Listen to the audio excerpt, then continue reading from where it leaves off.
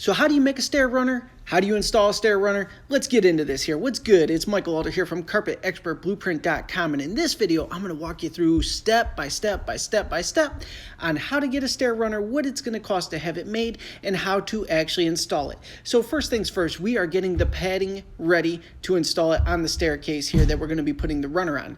Now the padding, we're going to cut at 25 inches in width by the full 6-foot length of the padding. The reason we're doing this is because our stair runner is 28 inches wide. So we want to have the ability to have that stair runner taper down on the edges, but we want enough cushion under it so that it's still going to feel amazing. So I'm going to cut about 2 shots of this. We have, I believe it's either 12 or 13 stairs in this particular case. So 2 shots of padding cut will be enough to go ahead and pad 12 or 13 stairs and be good to go. So I measured over the first one, lobbed it off. Now I'm just going to trace it to get the second one, make my life simple, less measuring, less thinking, the better, especially in this carpet game here. So we've got our 2 sections cut, we're ready to rock. Let's go ahead and grab these, get over the staircase here, and get this installed. So we got a split level house here. They actually had a runner down before with the rods running across the stairs, so they removed all that. They just want one nice free-flowing stair runner. So we're going to go ahead and cut the padding for the tops of each stair so we can get a nice Cadillac look to them and tuck it up under the nosing of each stair. It's going to give it a beautiful finish. And the client's big concern in this case was, since they bought the house with the rods on the stairs there, they have holes in it from the screw. So they just wanted the runner to be basically the same size, but hide all those holes there. So that's exactly what we're doing with the 28-inch runner. But all we're doing is laying the pad on the top of the stairs, and what you can't see from the camera view at this angle, I'm leaving about a 1-inch gap at the back of the stair or the front of the stair, depending upon how you're looking at it, so we could shoot our staples into that and then cutting it right to the edge of the stair at the other side so you get that good cushion all the way down.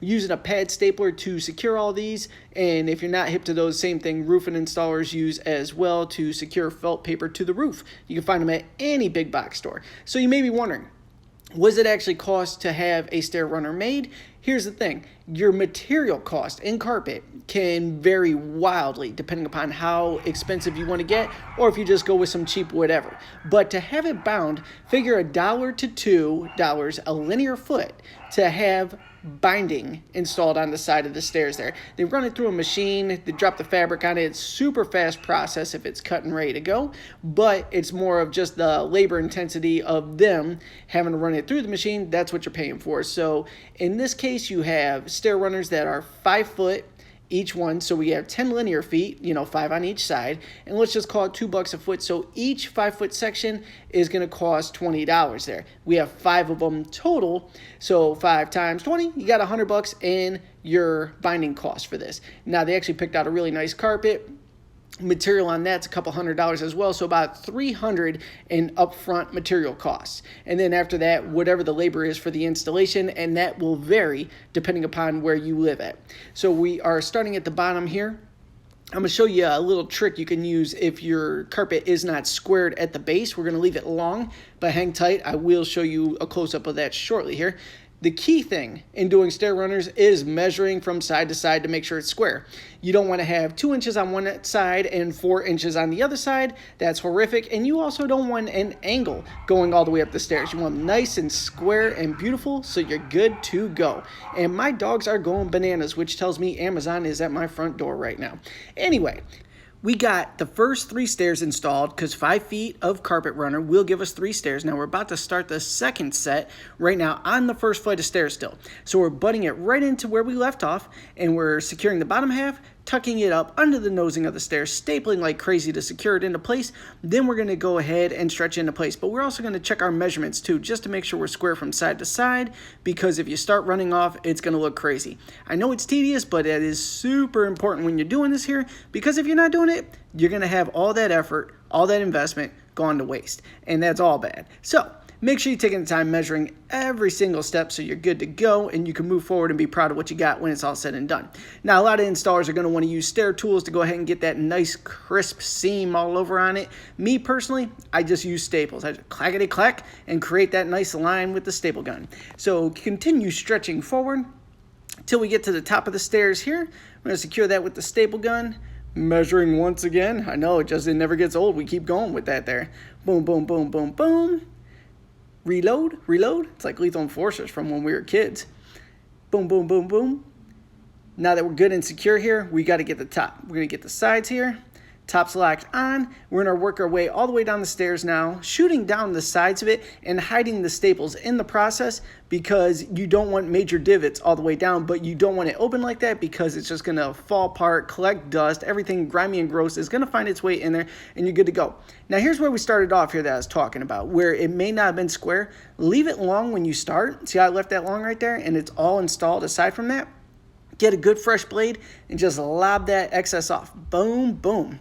Look at that. Perfection. Tuck to that regular carpet there, and we're good to go. Now we're going to start the second flight, and we're going through the tedious process once again of measuring the width, and don't go off of the last staircase. In this particular case, the width on these stairs were actually different on each set. So don't assume you just go 2 inches off of one wall and you're good to go, because they may be different on every single set. We're going to go ahead and lock down the sides while we move forward on this one rather than waiting till the end. Curl it up under the nose there. Get it nice and clean and creased. Everything's good. Staple the bottom. And then we'll go ahead and lob that off as well, so we had the perfect starting point there, going right up against that ceramic tile on the entryway. All right, now we can move forward once we remove any strings, hairs, anything gross like that. And we're going to go ahead and tuck it so it looks good. Now let's finish stretching the rest of the set. Oh, what's up, Prestige? Making a little cameo on this one. Boom, boom. All right, back to business here. Now, when you're stretching the carpet, as long as it's squared, start in the middle, all right? And then fan off to the left and to the right. But if you find out that it's running off a little bit, you can actually force it even after you started, just by starting at one end or the other and applying enough pressure to kind of tweak the way it's going without overkilling it, and that'll kind of get you back on track. I know that it's kind of weird how I explained it there verbally, but literally, just like driving a car, you start to the left or to the right, you can kind of force it the way you need it to go so you can get the result you're after there. And today we got stuck in a massive blizzard this morning too. Fun random fact I'm going to share with you while we're doing this stair runner. We need a little voiceover filler.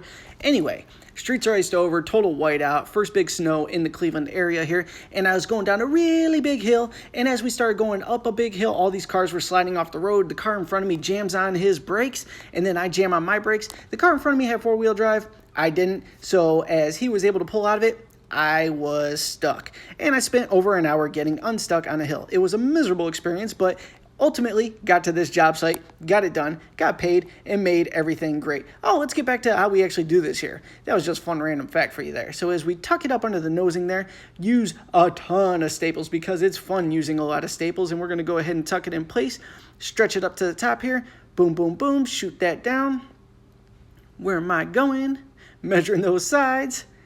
Alrighty, now that I know I'm squared, you can just go ahead and shoot that down. And actually, that was one of those tweaking sessions there. It looked like start at the left, push it to the right, get everything squared out nice and tight, shoot down the sides, lob off the excess, and then we're going to do our very last stair and the riser. So that's all there is to it. If you have any questions about how to do this successfully that I missed in this with all my rambling, go ahead and comment below. You know I'm going to create that follow-up video answering your questions for you. I truly appreciate you tuning into my nonsense. Thank you so much, and I will connect with you on the next video.